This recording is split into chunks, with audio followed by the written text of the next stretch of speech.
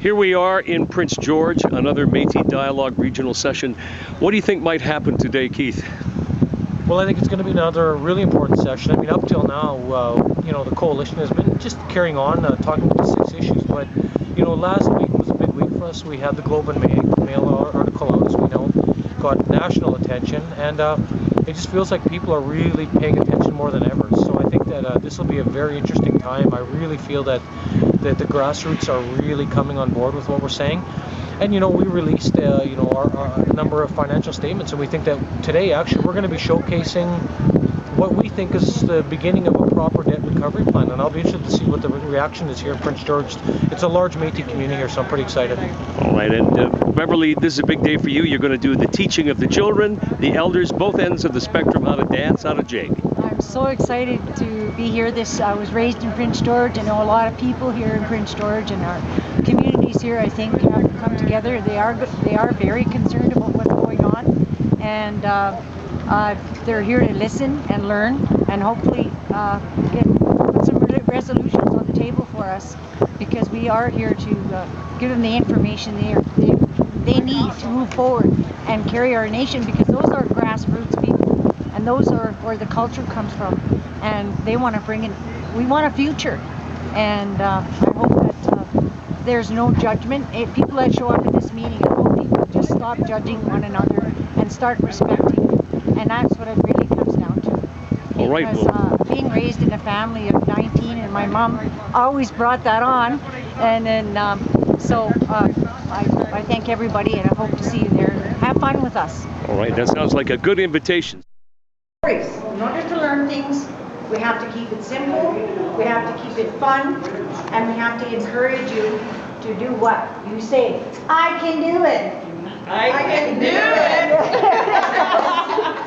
All right. So what we're going to do, everyone for now, you're going to hold hands like this, and I'm going to say, all circle left. So what you're going to, all go west. So what you're going to do, you're taking everybody, you're going to go this way, follow me. And when everybody gets to the opposite side of where they're standing, you're home, stop, now go back and go home. Now this is the fun part. Once you learn this part,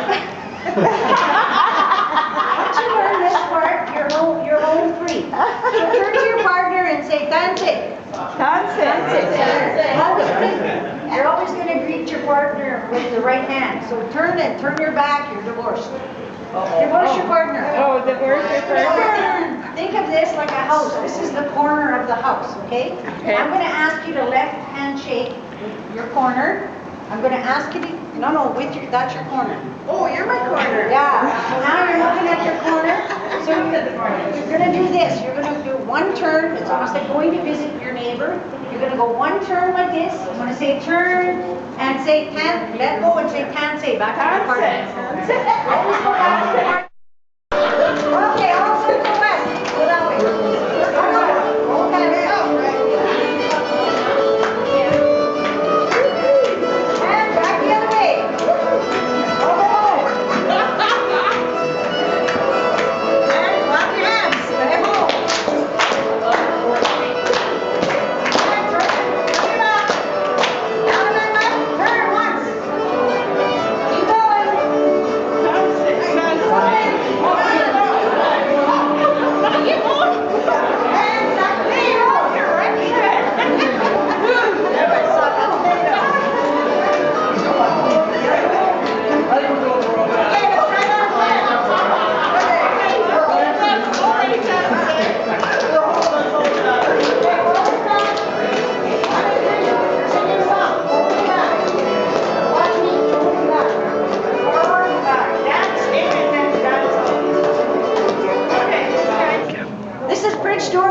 And this is our elders in our community and our community people teaching you the lady around lady, the first change. And we're celebrating our culture, and we're going to have a good time, right, elders? Yeah. You got a band going? Woo! Ready and go. All right, hands. And circle. One.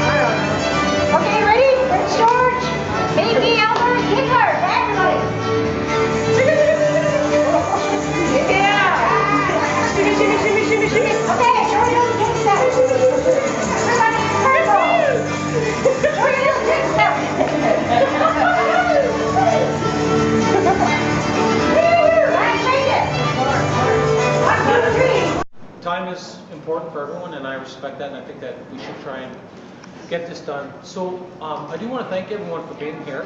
My name is Keith Henry. I am a Métis citizen. I've been involved for years, all my life, in the Métis Nation from the community level. I really enjoyed watching the kids dance here. My grandparents used to force me. I don't know if some of you are with your grandparents or parents today, but I used to feel that same pressure that I had to get up and dance that you probably felt at community meetings many years ago. I am currently a citizen with Nova Métis Heritage down in the Lower Mainland, and I actually run my own consulting company, and I work on a number of projects throughout the province. I'm actually in Prince George a fair amount. I don't want to say that project is kind of one that's divisive in the community. I'm working on the Anchorage Northern Gateway Pipeline. So regardless of that, that's my personal work. I've committed to helping support these regional sessions with a group called the Coalition of Concerned Métis Citizens. I've been involved as an administrator in the Métis Nation, and what we'd like to do today, not take too much of your time, it takes about an hour, hour and a half for these meetings. I'd like to go through a presentation first, and then invite questions. And so we provided you, each of you, there's a pen and paper, and there's the blueprint document in front of you that you can sort of write your questions as I'm going through things. And that's the way I'd like to do it. The presentation doesn't take that long. I find that the questions and answers and discussion is what takes a long time. We also are proud, the coalition itself, we've been trying to showcase culture at the beginning of our meetings. This isn't a political debate today. It wasn't, this is our 5th regional forum we've held. We have lots of concerns that we will go through, and we're worried about our nation, that the citizens have to do something soon, and I'll explain why. But we wanted to showcase culture at the beginning of these meetings to show that that's what it's about. At the end of the day, politics aside, that's what it's about. And I thank Beverly Lambert for coming and joining and helping us out throughout those regional sessions. So I do thank as well, I know there's guests from other chartered communities here in the North Central. In a perfect world, we would have liked to have gone to every chartered community, but we're doing this all on our volunteerism. We're doing it on our money. We're flying around because we're not getting paid for this. I want to be really clear with that. The meals that are being provided are being supported by the coalition. We just want people to listen. You make your own opinions when you leave, that's fine, and you can take it from there, but we think there's a real challenge right now in our nation, and we have to do something about it. So I'm just going to quickly just go through some of the slides from the presentation. And it's allowed. In our Constitution, there's no reason we have Métis charter communities, but we also have a constitutional right to assemble at the community level in any way we want. It's in Article 10. So we've taken advantage of that. And that Article 10 ensures that it protects individual rights of Métis citizens to assemble.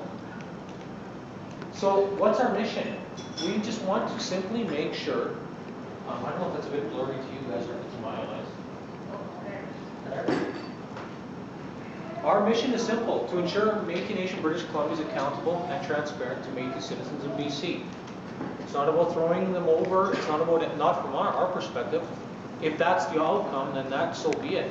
But we believe that things like the school and many other things that are fully not realized today have to be addressed. And we think there has been very little transparency about what's the real challenges our nation is facing. So why are we doing these regional sessions? You know, I'm here, I have a family, I'm volunteering my time. Why did we get on a plane this morning and come here? Why did we drive the trail last weekend? Well, I hope we can give you a bit of insight. We think that we need to support education and awareness for Métis citizens about the issues we have raised that remain unresolved throughout the province. We have taken a tremendous amount of criticism at the coalition by non-coalition supporters, but that we're not telling the whole story, we're not this. We're here, we're at the community level, we're telling you what exactly we're saying, and we're saying we hope you'll listen and be careful, because if we don't turn things around as a nation, our nation is not going to be the way it is for much longer. There is going to be corporate ramifications, meaning bankruptcy or otherwise. And I can tell you in British Columbia, because I've been part of this nation movement for many years, if our Métis Nation BC does crumble corporately, getting another entity off the ground with government support is going to be very, very, very challenging for many years to come. So we don't believe that, we can't allow that to happen, and that's why one of the reasons we're doing this. We want to present ideas and is open for safe and respectful dialogue. We're not here to win an election. This isn't a campaign thing. We just want respectful dialogue. If you hear something and you want to ask us about what we're saying, then here's your chance. Because we feel that that's an important part of our, if we're going to put things out publicly, we better be accountable. And we want to encourage debate, but we're going to facilitate to make sure all participants feel comfortable. Hey, if you don't agree with us, fine, but at least tell us why so we can understand and we can fix our blueprint document to make it a better blueprint document that people can look at. And we're recording highlights and plan to release a public report following the completion of the regional session. Our action plan is listed in that blueprint document. We want to, add to that, take away, revise, whatever. And I can say in our first 4 sessions, we certainly have been given lots of direction on some things we are going to revise. So what is the blueprint document? The blueprint is a document that communicates the purpose and intent of the CCMC, as I've sort of outlined here. It outlines the outstanding issues that current MMC leadership have not addressed. There's been a lot of talk about, we've answered the questions, we've answered this. No, we haven't, okay? I'm saying it publicly, I will say it anywhere. The documentation that's been requested has never been provided to many of the Metis citizens, whether they've done it as, and I have to say, the coalition includes many community leaders in BC. It's several hundred people now, it's grown substantially. And so some people have done requests for information from the leadership at MNBC personally, or as a community leader, or as a CCMC member. None of these ways of which have ever resulted in the information being provided. So our objectives, we want to address concerns about the serious financial and governance mismanagement in the document. And we continue to believe that there's still many opportunities to capitalize on business, culture and arts, and education opportunities. We have to correct our internal governance and financial management if we're ever to move forward and help support our entrepreneurs, our communities, our artists, the culture. We want to address old attitudes and standards of management and administration. I just don't accept anymore. I'm not, before when I was the CEO of MNBC up until 2000, I was the CEO from 03 to 08. There was a time when I had to accept people saying, well, the community leaders this and that. That's fine, but the reality for me is that these old standards, and we don't have to tell you, and you don't have to do this. No, you do, actually, you really do. Politics has to be done properly. We've set up governance at 3 levels, the provincial, the regional, and the community, and there has to be clear transparency to the communities. And we should, if I send a letter, no matter whether I'm a citizen or a community leader, to one of the elected provincial leaders, there's no reason why I shouldn't get that information back. If I walked into an MLA or an MP's office in this province, I can assure you that it may take them a while to get my answer, but they will get my answer because they want to keep my vote. We have to move into that kind of governance accountability. And we want to ensure there's a future for Métis children. It is really, our nation is at a really, there is less and less and less elders every year that understand the Métis nation and the Métis culture, the true Métis culture. There's a real danger if we don't continue to do the work that we see here and support that capacity work with the community. If nothing else, if that's all we do, that's the best thing we could do. Because frankly, we're becoming very pan-Aboriginal, and that's not from the family I'm from. At least I don't think that was Métis rights were fought for. That's not what Section 35 in my mind really means. So we have to really understand, what are we here fighting for? Right now is very, I think maybe just me, but what we see in meetings is very low. Like in my own community with Nova, we're lucky if we get 10 people to a meeting, 8 people. Everyone feels there's a loss, there's nothing going on, there's nothing happening. Why should I bother showing up at these meetings? There's nothing here. So I think that's a sense. I'm not, some communities are, they may see it differently. But I really feel that it's right now, we have to figure out a way to how do we re-engage citizens in a way that's positive and productive. The administrative operational business plan, there's a serious issue that falls under governance. And I don't know if you've been following our coalition website or not. It's a very popular website. We had over 111,000 hits on it for 12 months, so people are reading some information. But last year alone, MNBC ran an administrative debt of $965,000. $965,000. That's on themselves. That's not on the community. That's on wages, travel, honoraria. I can't understand. It's beyond my comprehension as an administrator with 15 years experience how a nonprofit organization can overspend on themselves alone $965,000.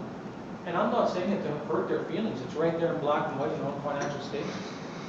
And it slipped right through the AGM, and people just sort of, well, okay, that's the way it was. And I don't know if people were there at the AGM at NBC. Not many of you were there. I know some of you were here, were there. You could watch their supporters. They had trucked tons of supporters down to just make sure this went through. And they stood there, and they just can't understand, whether we agree with each other or not, that running a nonprofit organization, $965,000 over on admin alone, their total debt was actually $1.3 million in 12 months. So that means they took in $11 million, if you will, and they spent 12.3. It's unbelievable. And how people haven't figured that out and stood up and said that's not appropriate. Well, I think some have, but I mean, it goes on and on. But at the AGM for people, and they passed it, you could see they were cheering, and I thought to myself, you know what, the only people that are affected are these kids. You know, I've been in the Metis Nation. I'm going to tell you guys right now, I've made this public in every forum. We don't build products. We're not selling golden sashes. Like, just to make back, our total debt right now is $1.8 million at the MNBC. For us to make that money back, it won't be in my lifetime, I can assure you that, not unless we do something substantive. They know to releasing checks for money of which they don't have except for lines of credit. So right now we're sitting, or as of March 31st, 2010, that's last fiscal year, we're almost done this one now, they were $1.8 million in debt. They had an outstanding municipal tax payment for the school of $113,000. Actually, it's up to $125 because they've been assessed 2 penalties. They've overspent on that, of this 1.8, overspending on the last year alone was $1 million in admin. Outstanding deficit recovery plan that they say is coming out here shortly. The leadership expenditure, they're spending on themselves in that number, $700,000 on themselves. And the leadership approach to reducing it, review the leadership approach to reducing expenditures. This isn't new. Their current financial policies already requires them, if they're going to run a deficit, it's supposed to go through a certain process. So did they follow that? Someone should look at that, whether that was followed or not. And clarify the overall debt of $7 million. So we believe there's a total the actual debt to the nation is well over 1.8. So how did we arrive at over 7 million? Well, there's 1.8 roughly in stated organizational debt as of March 31st on page 67 of the last year's annual report. At that time, they were carrying $3,558,000 in lines of credit stated in note 8 of that same report. It's in their financial statements, not ours. Plus, they've got now a demand loan for the school of $2,137,000 for this school in Abbotsford. They have outstanding taxes owed. They actually owe 2 taxes, the municipal tax and the property transfer tax. All you homeowners, when you buy a home and you have to pay PTT, you usually have to pay for it at the point of sale. For some reason, they thought they were exempt and they didn't pay it, and now they've been assessed and they're appealing it. But our position is, well, that should have been paid, and then if the appeal goes through, you get reimbursed. Anyways, it's $230. If you add these together, the total debt and financial risk is $7,714,000. I haven't got the foggiest idea how that's going to get it correct itself. We hit national news this week about this school. And the title is, big plans backfire on BC Metis. Now, we didn't give them that. They did their own research, and they saw the same thing we're saying. This is very serious, and everyone is watching us. So with this MNGA, people got to talk to their community leaders and tell them to wake up. Like, this isn't going away. This debt, this bankruptcy is very real. And I can tell you, the World Bank sees that article, they're not going to feel good about what's going on. They're the ones holding the purse strings. If they called that debt tomorrow, we'd be bankrupt officially tomorrow. We have to read it very carefully. We put a plan up front with it. We've said exactly what would need to have to happen, and we hope people will take a look at that, because we didn't want to be just building a blueprint document and talking about all the challenges without offering a serious solution. This is going to hurt. This will take us 15 years to get back to where we were 2 years ago. So what did you think about what you heard? It's got my attention. What did you think about what you heard? I think it's pretty rotten and they should get somebody in legally. What did you think of what you heard today? Well, that's good and bad. There's lots of things we have to do. Thank you. What did you think about what you heard today? What's that? Yeah. What did you think about what you heard, the information? What I think, well, does my opinion really matter? Yeah, because you were here. I'd say it's definitely practical in the way, in the education that he offered, right? I think it definitely makes a lot of sense to create awareness for Metis citizens at the grassroots who really don't feel like they have input, right, into the process, in the elections, into management, right, the management process at the provincial level. So I think raising awareness and promoting action, right, from the grassroots level is definitely the way to do it.